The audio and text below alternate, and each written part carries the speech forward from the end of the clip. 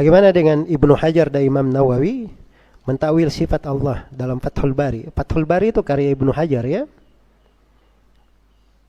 Ya, Al-Hafidz Ibnu Hajar, Ahmad Ibnu Ali Al-Asqalani rahimahullah. Adapun Nawawi, beliau punya syarah Sahih Muslim dan selainnya. Iya. Dan ini dua orang imam, mereka hidup di lingkungan orang-orang Asy'ariyah. Jadi kalau ada di sebagian ucapan mereka mencocoki madhab Asy'ariyah, itu wajar ya, karena lingkungannya seperti itu. Tapi bersamaan dengan itu, Ibnu Hajar rahimahullahu ta'ala itu punya ucapan-ucapan menetapkan sifat-sifat sesuai dengan jalan as-salaf, menyelisih orang-orang Asy'ariyah. Kenapa tidak diikuti oleh orang-orang Asy'ariyah di situ?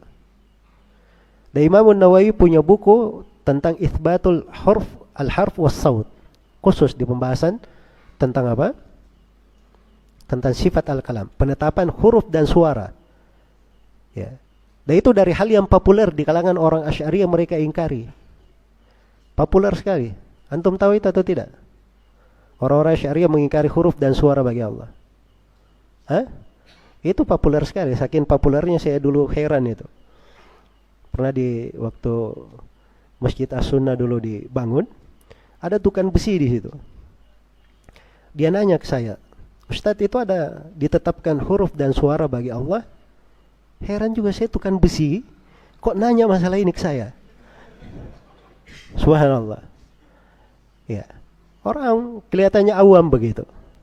Iya. Jelas ya?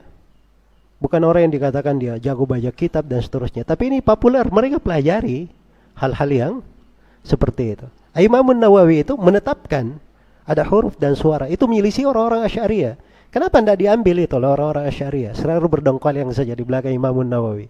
Imam Nawawi dari imam kami, madhab Asy'ariyah. Baik, Imam Nawawi menetapkan sifat-sifat. Dan sebagian ulama membuat pembahasannya, seperti guru kami Syekh Abdul Muhsin Al-Abbad. Beliau punya satu risalah khusus menerangkan akidah Imam Nawawi. Dan indikasi dari apa yang beliau tulis, karena ini buku termasuk buku yang paling terakhir ditulis oleh siapa? Imam Nawawi. Ya. Dan biasanya umur seorang imam itu semakin bertambah dari umur dan ilmunya, itu semakin menunjukkan akhir dari pendapat yang dia pegang. Jelas ya? Dan itu zahirnya. Karena apa yang beliau tulis di syarah Sahih Muslim itu dari tulisan beliau yang sudah lama. Yang terbarunya itu. Jelas ya? Maka itu semuanya pertimbangan-pertimbangan menarik sebenarnya. Kalau orang yang punya insaf, keadilan, harusnya dia menimbang itu untuk dua orang imam yang besar ini. Ala kulli hal, dua orang imam ini, mereka banyak kebaikannya untuk Islam dan kaum muslimin. Dan terlihat keilmuan mereka di dalam ilmu. Kalau terjadi kekeliruan-kekeliruan dan kesalahan-kesalahan, itu wajar. Sebagaimana terjadi pada yang lebih besar dari An-Nawawi dan Ibnu Hajar juga pernah jatuh di dalam kekeliruan. Dan dari keindahan Islam ini, kita itu hanya ditanya tentang mengikuti Rasulullah SAW. Kalau kita ikut-ikutan, taklid, ya kita harusnya taklid kepada Abu Bakar, Umar, Uthman, dan Ali.